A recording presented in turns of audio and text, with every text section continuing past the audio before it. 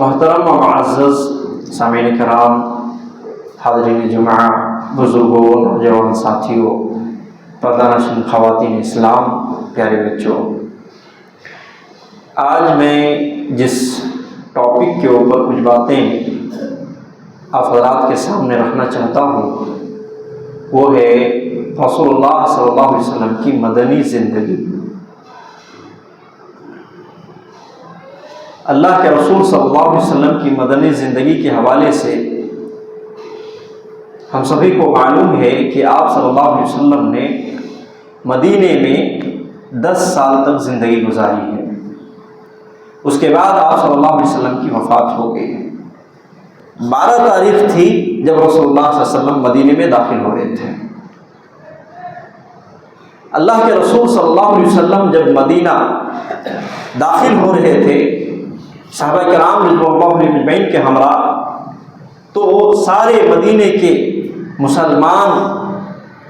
آپ صلی اللہ علیہ وسلم کا سواگت کر رہے تھے۔ آپ صلی اللہ علیہ وسلم کے یہاں محبت و عقیدت کا گلدستہ پیش کر رہے تھے۔ ہر طرف سے آوازیں آ رہی تھی، السلام علیکہ یا رسول اللہ، السلام علیکہ یا رسول اللہ۔ اور اسی طریقے سے ہر قبیلہ والا یہ چاہتا تھا کہ رسول اللہ صلی اللہ علیہ وسلم ہمارے یہاں ٹھہریں، اور گزارشیں بھی کرتا تھا کہ اللہ کے رسول آپ ہمارے یہاں ٹھہر جائیں، آپ ہمارے یہاں رہیں، ہم آپ کی خدمت کریں گے، ہم آپ کو رکھیں گے۔ اور اس طرح سے گزارشات ہوتی تھی۔ نبی صلی اللہ علیہ وسلم کی طرف سے جواب ہوتا تھا، یہ جو اونٹنی جس کے اوپر میں سوار ہوں یہ اللہ رب العالمین کی طرف سے معمول ہے، اور یہ اونٹنی جہاں بیٹھے گی ادھر ہی مجھے جانا ہے۔ چنانچہ اونٹ دھیرے دھیرے چلتے جا رہی تھی۔ ہر قبیلہ والا آپ صلی اللہ علیہ وسلم کو سواگت کر رہا تھا، اور آپ صلی اللہ علیہ وسلم کے یہاں محبت و عقیدت کا گلدستہ پیش کر رہا تھا۔ اور دھیرے دھیرے چلتے چلتے بنو نجار کے ایک میدان میں اللہ کے رسول صلی اللہ علیہ وسلم کی اونٹنی پہلی مرتبہ بیٹھ گئی۔ اللہ کے رسول صلی اللہ علیہ وسلم نہیں اترے، پھر اونٹنی اٹھی اور پھر تھوڑی دور جا کر کے پھر سے بیٹھ گئی، اور اللہ کے رسول صلی اللہ علیہ وسلم نے کہا کہ یہی وہ جگہ ہے جہاں پہ مجھے اترنا ہے۔ اور وہاں سب سے قریب حضرت ابو ایوب انصاری رضی اللہ عنہ کا گھر پڑتا تھا۔ چنانچہ حضرت ابو ایوب انصاری رضی اللہ عنہ سامنے آئے اور اللہ کے رسول صلی اللہ علیہ وسلم کے قضاوے اور سامان کو اتارا، اور فوراً سے اپنے گھر کو لے کر کے گئے۔ اور اس طرح سے رسول اللہ صلی اللہ علیہ وسلم حضرت ابو ایوب انصاری رضی اللہ عنہ کے گھر میں رہنے لگے۔ ان کا گھر 2 منزلہ تھا، اس طرح کی چھت نہیں تھی، مٹی ہی کی چھت تھی، لیکن 2 منزلہ تھا۔ تو حضرت ابو ایوب انصاری رضی اللہ عنہ نے ریکویسٹ کی کہ اللہ کے رسول آپ اوپر رہیں، میں نیچے رہوں گا، یہ مناسب نہیں لگتا کہ آپ جو ہے نیچے منزلے پر رہیں اور میں آپ کے اوپر منزلے پر رہوں۔ رسول اللہ صلی اللہ علیہ وسلم نے معذرت کی، کہا کہ دیکھو میرے پاس لوگ ملنے کے لیے آتے رہیں گے، چنانچہ یہ مناسب نہیں ہوگا، تمہارے لیے بھی پریشانی کے باعث ہوگا، لہذا مجھے نیچے ہی رہنے دو۔ اور اس طریقے سے رسول اللہ صلی اللہ علیہ وسلم حضرت ابو ایوب انصاری رضی اللہ عنہ کے گھر میں 7 مہینے تک ٹھہرے تھے، 7 مہینے تک۔ اس کے بعد مسجد نبوی جو ہے وہیں پہ اس کے صحن میں آپ صلی اللہ علیہ وسلم کے لیے 2 کمرہ بنایا گیا، 2 روم بنائے گئے، اور آپ صلی اللہ علیہ وسلم پھر وہاں پہ شفٹ ہو گئے، اور وہاں سے آپ صلی اللہ علیہ وسلم کی پوری زندگی رہی، اور حضرت عائشہ رضی اللہ عنہا کے گزرے میں آپ صلی اللہ علیہ وسلم کا انتقال ہو گیا۔ تو حضرت ابو ایوب انصاری رضی اللہ عنہ کے گھر میں 7 مہینے تک مہمان رہے، اور انہی کے گھر میں آپ صلی اللہ علیہ وسلم سکونت پذیر اختیار کیے۔ لیکن یہاں مدینے پہنچنے کے بعد رسول اللہ صلی اللہ علیہ وسلم نے سب سے پہلا جو کام کیا وہ کیا تھا؟ آپ صلی اللہ علیہ وسلم کی اونٹنی جہاں سب سے پہلی مرتبہ بیٹھی تھی، آپ صلی اللہ علیہ وسلم نے کہا یہی مسجد نبوی کی جگہ ہو گئی ہے۔ جو لوگ وارث ہیں وہ 2 یتیم بچے کی ہیں، سہل اور سہیل نام تھا، یتیم بچوں کی ہیں۔ رسول اللہ صلی اللہ علیہ وسلم نے ان کو بلایا،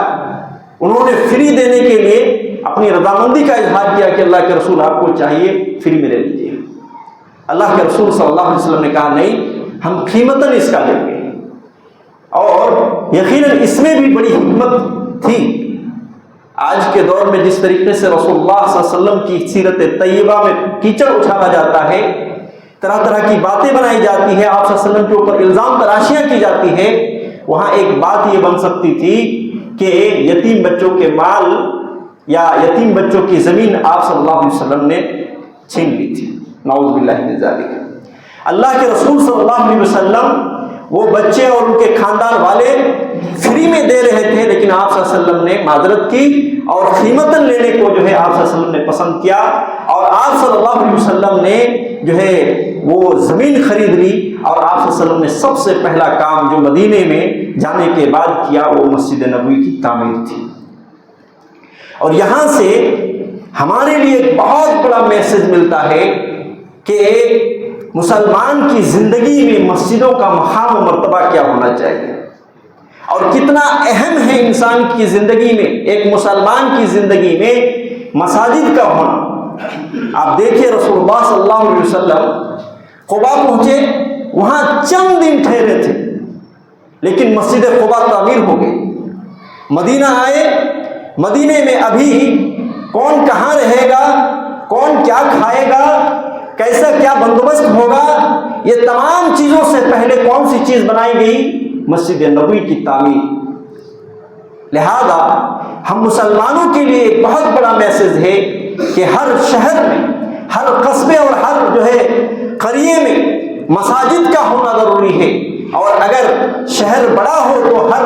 جو ہے محلے کے اندر ایک ایک مساجد کا ہونا ضروری ہے۔ کھانے پینے سے بڑھ کر یہ ضرورت ہے ہمارے ایمان کے لیے، ہمارے اسلام کے لیے مساجد کا ہونا۔ یہ چیز نبی صلی اللہ علیہ وسلم کی سیرت بتاتی ہے کہ کس قدر ایک مسلمان کی زندگی میں مسجدوں کا ہونا ضروری ہے۔ لہذا ہم میں سے ہر شخص مساجد کی تعمیر کا کام ہو، جہاں کہیں بھی ہو، اگر واقعی جو ہے مساجد کی تعمیر کا کام چل رہا ہے تو ہمیں ضرور بضرور اس میں ہاتھ بٹانا چاہیے، اور ضرور بضرور اپنی استطاعت کے مطابق اللہ کے راہ میں خرچ کرنا چاہیے، اور مسجدوں کی تعمیر میں جو ہے اپنا حصہ ضرور ڈالنا چاہیے۔ معزز سامعین کرام، یہ پہلا کام تھا رسول اللہ صلی اللہ علیہ وسلم کا۔ دوسرا کام جو رسول اللہ صلی اللہ علیہ وسلم نے مدینے میں پہنچ کر کیا وہ کیا کہ مہاجرین لوگ جو آئے تھے مکہ سے، جن کی تعداد تقریباً 40 پر 5 تھی، آپ صلی اللہ علیہ وسلم نے ان مہاجرین کو انصاری بھائیوں کے یہاں بھائی چارہ قائم کرا دیا۔ آپ صلی اللہ علیہ وسلم نے ان میں سے ہر شخص کو مدینے کے مسلمانوں کے ساتھ جو ہے بھائی بنوا دیا، اور یہ چیز آپ بارہا سنتے ہیں کہ حضرت انصاری صحابہ کرام رضی اللہ عنہم اجمعین نے دل سے ان کو بھائی مانا، دل سے ان کو بھائی مانا، اور ہر اعتبار سے ان کو جو ہے سپورٹ کیا، مال کے ذریعے سے، گھر دے کر، رہائش پذیر کر کے، اور اسی طریقے سے بزنس میں حصہ دے کر کے، حتیٰ کہ تاریخ اس بات پر گواہ ہے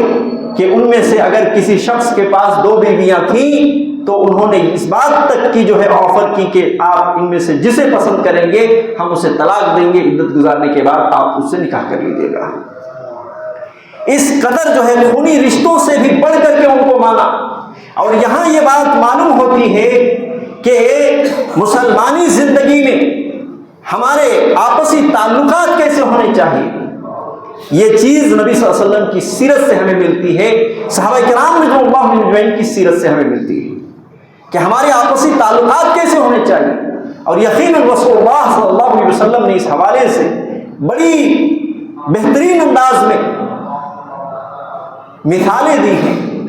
ایک دفعہ تو مثال دی کل بنیاد مسلمانوں کے حوالے سے جو رشتہ ہے، جو آپسی الفت و محبت ہونی چاہیے، آپ صلی اللہ علیہ وسلم نے کہا ایسا ہونا چاہیے کل بنیاد جیسا کہ گھر ہے، یشد بعضہ بعضا، کہ گھر کا ایک حصہ دوسرے حصے کو مضبوط کرتی ہے، ایک اینٹ دوسرے اینٹ کو مضبوط جس طریقے سے کر رہی ہے اور اس طریقے سے ایک مضبوط دیوار بن جا رہی ہے اور ایک پورا مکان بن جا رہا ہے، اس طریقے سے مسلمانوں کی زندگی میں آپسی محبت، آپسی تعلق اور اس طرح سے لگاؤ ہونا چاہیے۔ ایک حدیث کے اندر جسم تک کہہ دیا گیا کہ مومن کے کام آنے میں، مومن کے ہمدردی میں اور غمگساری میں کیسے ہیں کا جسد الواحد، ایک جسم کی طرح ہے کہ جسم کے کسی ایک حصے میں اگر تکلیف پہنچتی ہے تو سارا جسم اس کو برداشت کرتا ہے۔ مومنوں کی زندگی بھی اسی طریقے سے ہونی چاہیے، الفت و محبت کے حوالے سے۔ یہ جو آج انتشار ہے، یہ جو آج اختلاف ہے، اس طرح سے نہیں ہونا چاہیے۔ ہر مسلمان بھائی کے لیے ہمارے دلوں میں محبت ہونی چاہیے۔ شکوے شکایت بعد کی چیز ہے، محبت جو ہے یہ قرآن سکھاتا ہے، یہ احادیث رسول سکھاتی ہے کہ ہم جو ہے ایک دوسرے سے محبت کریں، ایک دوسرے سے جو ہے غم گساری اور غمخواری کا معاملہ کریں۔ معزز حاضرین، میں کہہ رہا تھا کہ رسول اللہ صلی اللہ علیہ وسلم نے دوسرا کام جو کیا وہ مدینے میں جا کر کے انصار اور مہاجرین کے درمیان کیا کیا؟ بھائی چارہ قائم کیا، اور بھائی چارہ ایسا قائم ہوا، اللہ اکبر، کہ اللہ تبارک و تعالیٰ نے تعریف کی وَيُؤْثِرُونَ عَلَىٰ أَنفُسِهِمْ وَلَوْ كَانَ بِهِمْ خَصَاصَةٌ، دوسروں کو ترجیح دے رہے ہیں گرچہ کہ خود کو ضرورتیں ہیں، تقاضے ہیں، اس کے باوجود اپنے تقاضے کو نہ پورا کر کے ان بھائیوں کے اوپر جو رسول اللہ صلی اللہ علیہ وسلم نے بھائی چارہ قائم کیا ہے ان چیزوں کے اوپر زیادہ دھیان دے رہے ہیں۔ یہ جو ہے مسلمان تھے۔ اور یہاں پہ ایک چیز میں واضح کر دوں کہ جو زمین میں، جو مال دولت میں انہوں نے حصہ دیا تھا ان مہاجرین بھائیوں کو، وراثت کی آیت کریمہ نازل ہونے سے پہلے انہی کا تھا۔ وراثت کے جو احکام اللہ تبارک و تعالیٰ نے ذکر کر دیے، اس کے بعد تمام مہاجرین بھائیوں نے ان کی وہ زمین لوٹا دی تھی۔ اس وقت تک جو ہے وہ لوگ مالی اعتبار سے بھی اچھے ہو چکے تھے، تو یہ لوٹا دی تھی۔ وراثت کے احکام اللہ تبارک و تعالیٰ نے قرآن مجید میں نازل کیا کہ اپنا وراثت میں کس کس کو حصہ ملے گا، تو اس میں کسی کو تو اگر بھائی بنا لیا جائے تو اس میں تو نہیں ملے گا نا۔ تو وراثت کے جو احکام نازل ہوئے، اس کے بعد جب مہاجرین میں سے جس کو جتنا ملا تھا انصاری بھائیوں کی طرف سے انہوں نے اس کو لوٹا دیا تھا۔ تیسرا کام جو اللہ کے رسول صلی اللہ علیہ وسلم نے مدینے میں پہنچ کر کے کیا وہ یہ تھا کہ مدینے میں یہودیوں کا غلبہ تھا۔ یہودی لوگ اثر و رسوخ کے مالک تھے، تجارت اور زراعت کا کام کیا کرتے تھے، اور ساتھ ہی ساتھ سودی کاروبار بھی ان کا چلتا تھا۔ یہ جو اوس اور خزرج کے لوگ پہلے اللہ کے رسول صلی اللہ علیہ وسلم کے یہاں مدینے کے لوگوں میں سے اسلام قبول کیا تھا، یہ لوگ آپس میں جو ہے بہت سخت دشمن تھے اور لڑائیاں چلتی رہتی تھی۔ یہ یہودی لوگ ان کو ہتھیار دیا کرتے تھے تاکہ وہ لڑائی چلتے رہے، اور سودی کاروبار اس کے ذریعے سے بھی چل رہا تھا۔ تو بہرحال یہ ہے کہ اللہ کے رسول صلی اللہ علیہ وسلم نے جو تیسرا کام کیا وہ مدینے کے تمام تر لوگوں کے یہاں ایک معاہدہ کیا تاکہ امن و شانتی بنا رہے اور آپس ہی میں ایک دوسرے کے یہاں جو ہے خون خرابے اور لڑائی جھگڑے اس طرح کے امور نہ انجام پائیں۔ چنانچہ رسول اللہ صلی اللہ علیہ وسلم نے یہودیوں کے ساتھ معاہدہ کیا کہ ہم آپس میں ایک دوسرے سے نہیں لڑیں گے۔ معاہدہ اس بات پر بھی کیا کہ اگر کوئی دشمن ہمارے اوپر حملہ کرنے آ رہا ہے تو تم دشمن کا ساتھ نہیں دو گے، اور سیم معاملہ تمہارا بھی ہوگا۔ جس طریقے سے ہمارے دشمن کا تم کام نہیں آؤ گے، تمہارے دشمن کا بھی ہم جو ہے کام نہیں آئیں گے، بلکہ ہم تمہارے سپورٹ میں رہیں گے۔ یہ ایک معاہدہ طے ہوا جو رسول اللہ صلی اللہ علیہ وسلم نے مدنی زندگی میں ایک ضروری عمل تھا، آپ صلی اللہ علیہ وسلم نے وہ کیا۔ اس کے بعد اللہ کے رسول صلی اللہ علیہ وسلم کہ انہی ایام میں ابھی شروع ہی کا دور چل رہا تھا کہ آپ صلی اللہ علیہ وسلم کے حکم میں ایک حکم آیا، وہ کیا کہ ظہر، عصر اور عشاء کی نماز میں 2 رکعت بڑھا دی گئی۔ پہلے 2 رکعت ہی تھے، ظہر کی ہو، عصر کی ہو، عشاء کی ہو، 2 ہی رکعت تھے، لیکن مدینہ جانے کے بعد اللہ تبارک و تعالیٰ کی طرف سے حکم ہوا اور یہ ظہر، عصر اور عشاء کی نماز میں 2 رکعت مزید بڑھا دیا گیا، یعنی کہ 4 رکعتیں نماز پڑھی جانے لگی، اور رسول اللہ صلی اللہ علیہ وسلم نے یہی اپنی امت کو سکھایا۔ اسی طرح سے اذان کی مشروعیت بھی ثابت ہوئی اسی موقع پر کہ لوگوں کو کس طریقے سے نماز کے لیے بلایا جائے، اس حوالے سے بھی جو ہے مشورے ہوئے، لوگوں کے الگ الگ مشورے تھے، اور اس میں کیا ہوا، ایک صحابی رسول نے خواب میں دیکھا، اور پھر خواب میں وہ آدمی باسوری وغیرہ بہت ساری چیزیں اس طرح کی بیچ رہا تھا، یہ خواہش کیے کہ ان سے وہ چیز لے لیں۔ انہوں نے پوچھا کہ تم اس سے کیا کرو گے؟ تو انہوں نے کہا ہم اس کے ذریعے سے نماز کے لیے لوگوں کو بلائیں گے۔ تو اس نے کہا کہ کیا میں اس سے بہتر چیز نہ سکھا دوں؟ کہا وہ کیا ہے؟ پوری آسان کہہ کر کے سنایا، اور انہوں نے رسول اللہ صلی اللہ علیہ وسلم کے پاس جب بات رکھی، آپ صلی اللہ علیہ وسلم کو بھی جو ہے معلوم ہو گیا کہ یہ اللہ رب العالمین کی طرف سے ہے اور یہی حکم ہمیں ملا۔ اور جیسے ہی سب سے پہلا دن ظہر کی اذان ہوتی ہے، حضرت عمر رضی اللہ عنہ بھاگتے ہوئے آتے ہیں اور اللہ کے رسول صلی اللہ علیہ وسلم سے کہتے ہیں اللہ کے رسول، یہ جو اذان میں نے سنی ہے یہی میں نے خواب میں دیکھا تھا۔ تو بہرحال یہ ہے کہ ثابت ہو گئی، اور وہاں سے اذان بھی دی جانے لگی، اور پھر جو ہے اس طریقے سے مسلمان نماز کو پڑھنے کے حوالے سے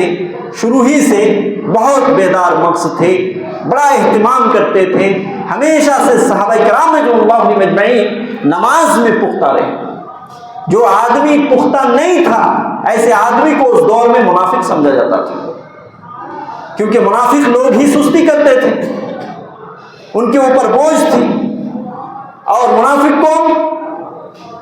جو لوگ ظاہری طور پر اسلام قبول کر رہے تھے اور باطنی طور پر کفر میں موجود ہوتے تھے، صرف اسلام کا چولا پہنتے تھے۔ تو ان لوگوں کو جب اللہ پر ایمان ہی نہیں ہے، رسول اللہ صلی اللہ علیہ وسلم پر سچی محبت اور سچی عقیدت اور سچا ایمان ہی انہوں نے نہیں لایا ہے، تو پھر کس طرح سے وہ نماز جو ہے نماز پڑھ کر کے وہ سکون ملے گا اس کو؟ تو اس لیے ان کو بوجھ لگتا تھا، ان کو بوجھ لگتا تھا، بہت بھاری لگتا تھا نماز پڑھنا۔ صحابہ کرام رضی اللہ عنہم اجمعین بڑے ہی شوق اور جذبے کے ساتھ، پورے اہتمام کے ساتھ نماز پڑھتے تھے، اور نماز کو چھوڑنا سب سے بڑا گناہ سمجھتے تھے۔ شرک کے بعد سب سے بڑا گناہ نماز کو سمجھتے تھے، اور آج ہمارے لیے کیا ہو گیا؟ بہت آسان ہو گیا، بس داڑھی رکھ لیے تو مسلمان ہیں ہم، نماز پڑھے نہ پڑھے اس سے مطلب نہیں، ٹوپی لگا کر کے گھوم رہے ہیں، اذانیں ہو رہی ہیں چائے کی دکانوں میں اور کہاں کہاں جو ہے کافی شاپ میں، اس طرح کی جگہوں پر گھنٹوں گھنٹوں باتیں چیتیں چل رہی ہیں، اذان ہو گیا، اور اس طرح سے ہم اپنے اوقات کو جو ہے نماز نہ پڑھ کر کے اس طریقے سے ہم اوقات کو کھو رہے ہیں۔ معزز سامعین کرام،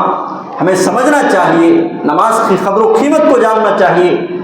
تو میں یہ کہہ رہا تھا کہ اللہ کے رسول صلی اللہ علیہ وسلم کے اوپر نماز کے حوالے سے یہ حکم نازل ہوئی۔ اس کے بعد جب مدینے میں آپ صلی اللہ علیہ وسلم رہنے لگے تو پھر سازشوں کا دور بھی شروع ہوا۔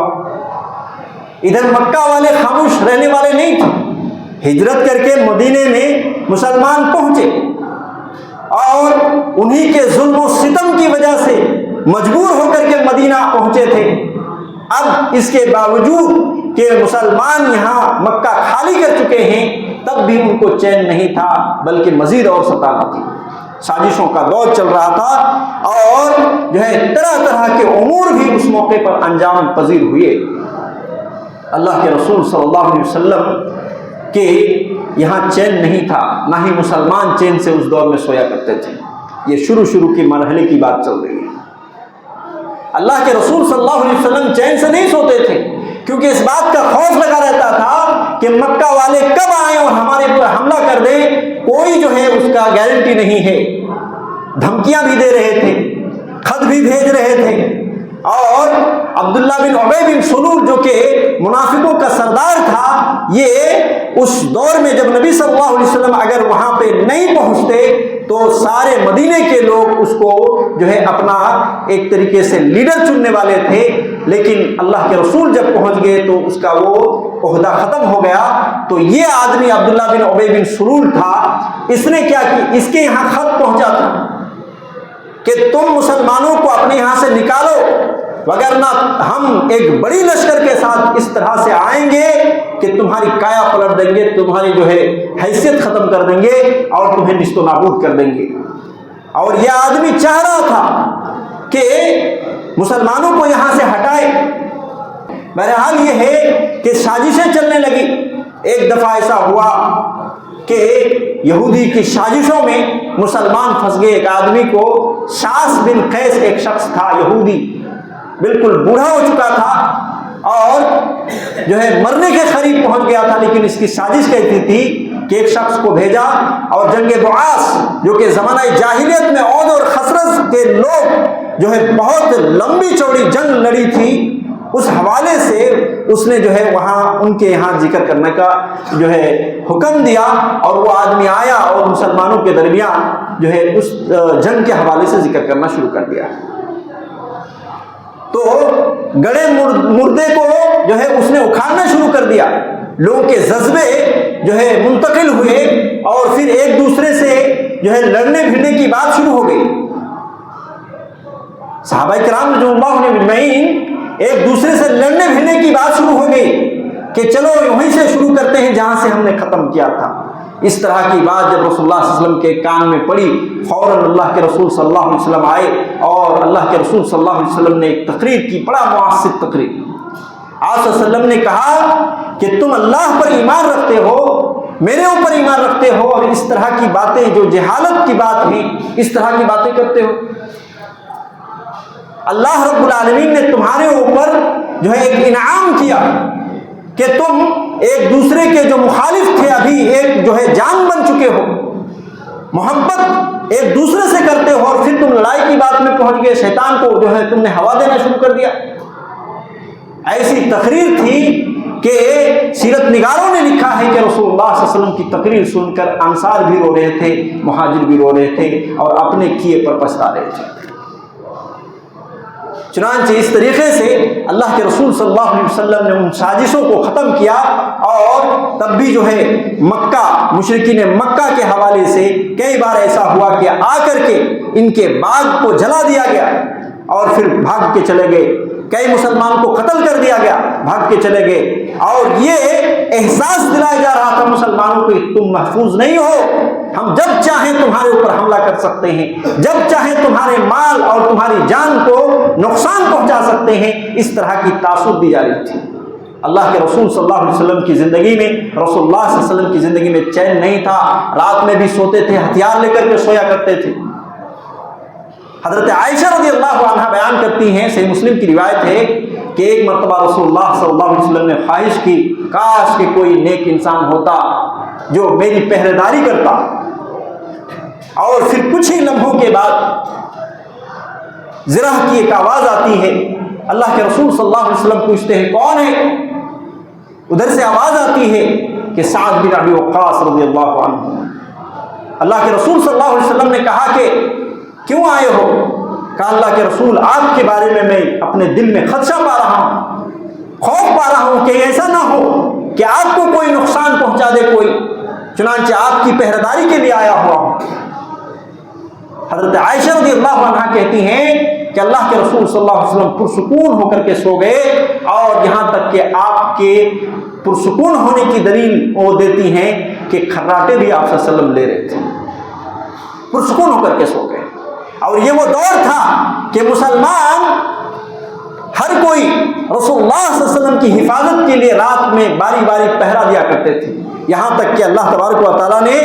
آیت کریمہ نازل کی اور اللہ رب العالمین نے کہا وَاللَّهُ يَعْصِمُكَ مِنَ النَّاسِ، کہ اے نبی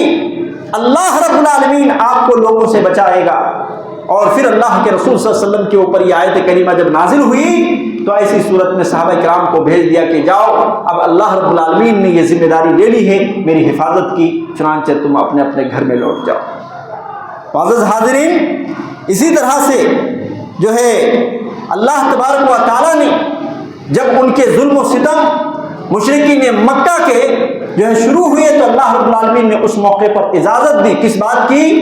کہا اللہ تبارک و تعالیٰ نے اُذِنَ لِلَّذِينَ يُقَاتِلُونَ بِأَنَّهُمْ ظُلِمُوا، کہ جن لوگوں پر ظلم کیا جا رہا ہے ایسے لوگوں کو اجازت ہے کہ وہ لڑے ظلم کے خلاف، اور کہا کہ وَإِنَّ اللَّهَ عَلَىٰ نَصْرِهِمْ لَقَدِيرٌ، بے شک اللہ رب العالمین ان کی مدد کرنے پر قدرت رکھتا ہے۔ الذین اخرجوا من دیارہم بغیر حق، کہ جنہیں ناحق طریقے سے ان کے گھروں سے ان کو نکال دیا گیا، الا ان یقولوا ربنا اللہ، اس جرم پر کہ وہ کہتے تھے کہ ہمارا رب اللہ ہے۔ اللہ تبارک و تعالیٰ نے اس آیت کریمہ کے اندر جو کہ سورہ حج کی آیت نمبر 39 اور 40 ہے، اجازت دی مسلمانوں کو، تمہارے اوپر ظلم کیا جا رہا ہے تو تم جو ہے ان کے خلاف لڑ سکتے ہو۔ اور پھر جو ہے بدر کا موقع پیش آتا ہے سن 2 ہجری میں۔ بدر میں کیا ہوا کہ ابو سفیان اپنے لشکر اور جو ہے تجارت کے غرض سے ملک شام کی طرف جا رہا تھا، سامان سفر لے کر کے۔ اللہ کے رسول صلی اللہ علیہ وسلم نے جو ہے صحابہ کرام رضوان اللہ علیہم اجمعین کو حکم دیا کہ اس کو پکڑو، چنانچہ جو ہے صحابہ کرام رضوان اللہ علیہم اجمعین گئے لیکن پکڑ نہیں پائے، وہ بچ نکلا۔ واپس جب آ رہا تھا تو اس کو اس بات کی بھنک لگ چکی تھی کہ مسلمان میرے طاق میں ہیں اور مسلمان میرے منتظر ہیں، چنانچہ اس نے آنے کے وقت میں جو راستہ تھا مکہ جانے کا مدینے سے ہوتے ہوئے، اس راستے کو چھوڑ کر کے ساحل سمندر کے راستے کو اپنایا اور ایک تیز ترار سواری پر سوار کر کے ایک شخص کو بھیجا کہ جاؤ اور مکہ والوں سے کہو کہ تمہارے مال چھن چکے ہیں، تمہارے لوگ جو ہے قتل ہو چکے ہیں، اس طرح کی جا کے خبر دو۔ ادھر رسول اللہ صلی اللہ علیہ وسلم کو اللہ تبارک و تعالیٰ نے حکم دیا تو آپ صلی اللہ علیہ وسلم نے صحابہ کرام رضوان اللہ علیہم اجمعین کو آنن فانن حکم دیا کہ جلدی سے نکلو اور ابو سفیان اور اس کے لشکر کو پکڑنا ہے ہمیں۔ یہ لوگ وہ لوگ تھے کہ 13 سال مسلسل نبی صلی اللہ علیہ وسلم اور صحابہ کرام رضوان اللہ علیہم اجمعین کو ستایا کرتے تھے، اور جن کے ظلم و ستم سے کبھی حبشہ جا کر کے رہائش پذیر ہونا پڑا مسلمانوں کو، تو ابھی جو ہے مدینے میں آ کر کے جو ہے زندگی گزارنی پڑ رہی تھی۔ انہی لوگوں کی وجہ سے اللہ تبارک و تعالیٰ نے حکم دیا، نبی صلی اللہ علیہ وسلم نے بھی حکم دیا، اور 313 کی تعداد میں لوگ نکل چکے اس جو ہے لشکر کو پکڑنے کے حوالے سے۔ ادھر اس نے آدمی کو بھیج چکا تھا، مکہ میں جیسے ہی وہ آدمی پہنچتا ہے وہ چیخ چیخ کر کے بتاتا ہے کہ تمہارے مال لٹ گئے، تمہارے لوگ قتل کر دیے گئے، جلدی نکلو بھاگو۔ چنانچہ فوری طور پر مکہ کے لوگ جو کہ ان کو کیڑا سمجھتے تھے، کوئی حیثیت مسلمانوں کی نہیں تھی اور کبھی بھی ان کو حیثیت کی نگاہ سے انہوں نے نہیں دیکھا، وہ اس بات کو سن کر کے آگ ببولا ہو گئے کہ یہ لوگ ہمارا مقابلہ کریں گے، ہمارے مال کو لوٹیں گے، ہمارے جو ہے لوگوں کو جو ہے پکڑیں گے، یہ کیسے ہو سکتا ہے؟ چنانچہ ابو جہل اور جو ہے سرداران قریش میں سے بڑے بڑے جو ہے سردار وہ ایکٹیو ہو گئے اور فوری طور پر جو ہے انتظام اور انصرام کر کے وہ نکل پڑے، اور وہ 1300 کی تعداد میں تھے۔ لیکن راستے ہی میں ان کو معلوم ہو جاتا ہے کہ ابو سفیان کی جو لشکر تھی وہ ان کے چنگل سے بچ چکی ہے اور باحفاظت وہ آ رہی ہے۔ چنانچہ جو ہے اس میں کچھ لوگوں میں اختلاف ہو جاتا ہے اور 300 کی تعداد پھر واپس پلٹ جاتی ہے کہ اب قافلہ بچ نکلا ہے تو پھر ہم جا کے کیا کریں گے۔ لیکن ابو جہل نے کہا کہ ہم ان کے اوپر رعب جمائیں گے، ہم ان کے اوپر رعب جمائیں گے، وہاں پہ ہم جو ہے اونٹ جو ہے ذبح کریں گے اور وہاں گوشت کھائیں گے، ہماری جو ہے جو مہیلائیں ہیں، جو لڑکیاں ہیں وہ ناچیں گی وہاں پہ، اور اس طرح کی باتیں کہہ کر کے گویا کہ وہ اپنا دبدبہ جو ہے قائم کرنے کے لیے وہ آیا، اور ادھر اللہ تبارک و تعالیٰ کی طرف سے کیا ہوا، حکم ہوا کہ ان سے تمہیں لڑنا ہے۔ 1000 کی تعداد تھی، مسلمانوں کی تعداد 313 تھی، اور پھر وہ جنگ بدر کا موقع بدر کے میدان میں پیش آتا ہے۔ جس دن لڑائی شروع ہوئی، اللہ کے رسول صلی اللہ علیہ وسلم گریہ و زاری کے ساتھ دعا کر رہے تھے۔ آپ صلی اللہ علیہ وسلم گریہ و زاری کے ساتھ دعا کر رہے تھے، اور اللہ تبارک و تعالیٰ سے یہ کہہ رہے تھے، اللہم انجز لی ما وعدتنی، اے اللہ جو تو نے مجھ سے وعدہ کیا ہے اس کو تو پورا کر دے۔ اور کہہ رہے تھے، اللہم انشدک عہدک ووعدک، اے اللہ تیرے عہد اور تیرے وعدے کا سوال کرتا ہوں، جو تو نے وعدہ کیا ہے اس کو پورا کر دے۔ اللہم ان تہلک ہذہ العصابۃ، اے اللہ اگر یہ چھوٹی سی دستہ، یہ چھوٹی سی جماعت ہلاک ہو گئی آج، لا تعبد، تو پھر اس کے بعد جو ہے تیری عبادت نہیں کی جائے گی۔ اللہم ان شئت لم تعبد بعد اليوم ابدا، اے اللہ اگر تو چاہتا ہے کہ اس کے بعد عبادت تیری نہ کی جائے تو پھر تیری مرضی ہے۔ اللہ کے رسول صلی اللہ علیہ وسلم اس طرح سے گریہ و زاری کے ساتھ دعا کر رہے تھے۔ ابوبکر صدیق رضی اللہ عنہ کہہ رہے تھے کہ بس کیجئے اللہ کے رسول، بس کیجئے، اللہ رب العالمین ضرور آپ کی بات کو سن لے گا۔ اور پھر ہوا کہ اللہ کے نبی صلی اللہ علیہ وسلم دعا سے جیسے ہی فارغ ہوئے، مسکراتے ہوئے چہرے کے ساتھ ابوبکر صدیق رضی اللہ عنہ کو خوشخبری سنائی کہ ابوبکر دیکھو، جبرائیل کو میں دیکھ رہا ہوں، جبرائیل آ چکے ہیں، اور 1000 کی تعداد میں فرشتوں کو اللہ تبارک و تعالیٰ نے بھیجا۔ پھر مزید 3000 کی تعداد میں اللہ کے رسول اللہ تبارک و تعالیٰ نے فرشتوں کو بھیجا، پھر مزید 1000 کی تعداد میں اللہ تبارک و تعالیٰ نے فرشتوں کو بھیجا، اور اس طرح سے 5000 اللہ تبارک و تعالیٰ نے فرشتوں کو بھیجا تھا ان مسلمانوں کو، مسلمانوں کی حفاظت اور دین کی اثر بلندی کے لیے اور دین کی حفاظت کے لیے۔ صحابہ کرام رضی اللہ عنہم اجمعین کہتے ہیں کہ کسی کافر کو ہم قتل کرنے کے لیے اپنی تلوار جو ہے اس کی طرف بڑھاتے تھے، دیکھتے تھے کہ اس سے پہلے ہی اس کی گردن کٹ چکی ہے، اور یہ وہ فرشتے تھے جو اللہ تبارک و تعالیٰ نے بھیجا تھا۔ اور اس طرح سے 313 کی تعداد مسلمان بھی بہادری کے ساتھ لڑے، اور ان کے ساتھ جو ہے فرشتے تھے، اور فرشتوں نے بھی جو ہے اپنا جوہر دکھایا، اور اس طرح سے 1000 کی تعداد جو مشرکین کی تھی ان کی چھکے چھوٹ گئے، ان کے پاؤں کھڑ گئے، اور ان میں سے 70 جو ہے لوگ شہید ہوئے، اور اس میں سے بڑے بڑے سردار تھے مشرکین مکہ کے، جو لوگ نبی صلی اللہ علیہ وسلم کو اور مسلمانوں کو ستایا کرتے تھے۔ اور اس طرح سے مسلمانوں کو فتح و نصرت ملی، اور آپ صلی اللہ علیہ وسلم کو جو جیت حاصل ہوئی۔ اب یہ جیت ہونے کے بعد وہ لوگ سمجھ ہی نہ سکے کہ یہ ہوا تو ہوا کیا،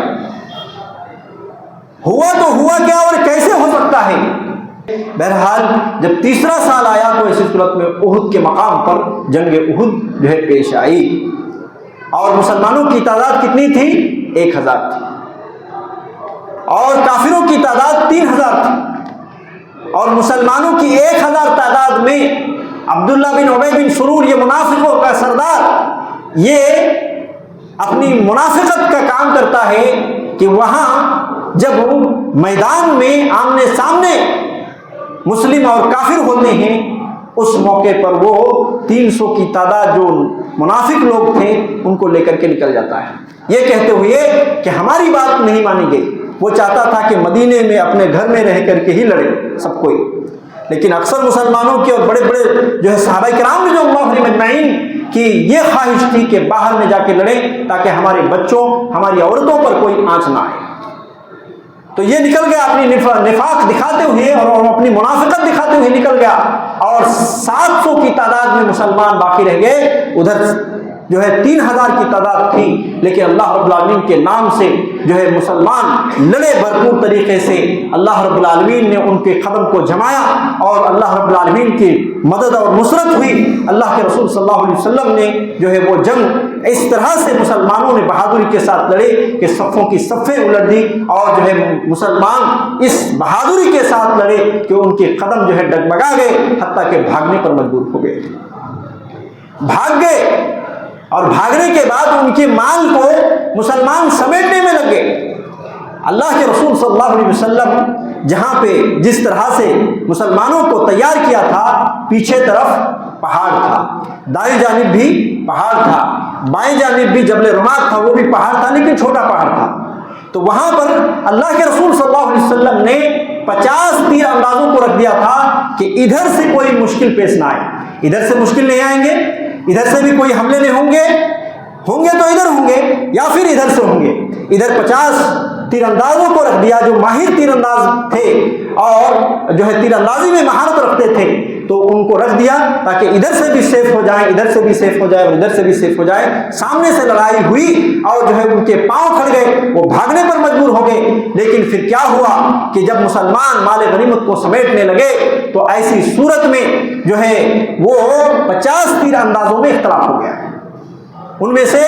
बाज़ लोग ये कहना शुरू कर दिए कि अल्लाह के रसूल सल्लल्लाहु अलैहि वसल्लम जो है अब तो जंग खत्म हो चुकी है, अब तो हमें माल को समेटना है, लिहाजा हमें जानना चाहिए। अब्दुल्ला बिन जुबैर जो उसके अमीर थे, 50 लोगों के अमीर थे अब्दुल्ला बिन जुबैर, उन्होंने नबी सल्लल्लाहु अलैहि वसल्लम की बात याद दिलाई। क्या नबी सल्लल्लाहु अलैहि वसल्लम ने नहीं कहा था कि हालात जिस तरीके से भी हो तुम अपनी जगह से न टलना, अपनी जगह से न हटना? तो उन्होंने कहा, नबी सल्लल्लाहु अलैहि वसल्लम की तावील की कि आप सल्लल्लाहु अलैहि वसल्लम की मुराद ये थी कि आप सल्लल्लाहु अलैहि वसल्लम ये कहना चाहते थे कि जंग में अगर किसी तरह की जो है मुशक्कत और तकलीफ आए तो इस सूरत में हमें नहीं उतरना है, अब तो जंग खत्म हो चुकी है, तो फिर हम यहाँ रह के क्या करेंगे?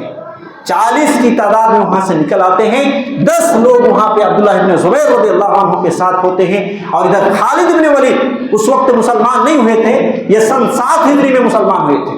खालिद बिन वलीद बहुत बहादुर सहाबी रसूल हैं और तारीख इस बात पर गवाह है कि खालिद बिन वलीद कोई भी जंग लड़े हैं, कभी हारे नहीं। तो खालिद बिन वलीद ने अपने एक दस्ता, एक जमात लेकर के फिर उन 10 लोगों के ऊपर हमला कर देते हैं और फौरी तौर पर जो है तमाम लोगों को बुला लेते हैं और एक बारगी मुसलमानों के ऊपर फिर हमला हो जाता है। और इस तरह से मुसलमान जो कि अभी माल को समेटने में और उसके फिराक में थे और जो है अपने हथियार को रख चुके थे, ऐसे लोगों पर हमला शुरू हो गया और देखते ही देखते चंद मिनट में 70 सहाबा किराम रज़ियल्लाहु अन्हुम में शहीद हो गए। 70 सहाबा किराम रज़ियल्लाहु अन्हुम में शहीद हो गए। उसी में मुसअब इब्न उमैर रज़ियल्लाहु अन्हु एक नुमाया सहाबी रसूल हैं जिसको रसूलुल्लाह सल्लल्लाहु अलैहि वसल्लम ने झंडा दिया था, अलम दिया था। उन्होंने जो है झंडे के साथ वो लड़ाई कर रहे थे, उनके हाथ काट दिए गए। सीधे हाथ जब काट दिए गए तो बाएं हाथ में अलम को पकड़ा, बाएं हाथ भी काट दिए गए और फिर जो है उन्होंने अपने पांव के जरिए से उस अलम को थामा, लेकिन फिर उनको शहीद कर दिया गया और उनकी सूरत नबी सल्लल्लाहु अलैहि वसल्लम की सूरत से मिलती थी। किसी काफिर ने चिल्ला करके कहा मोहम्मद का खात्मा हो चुका है,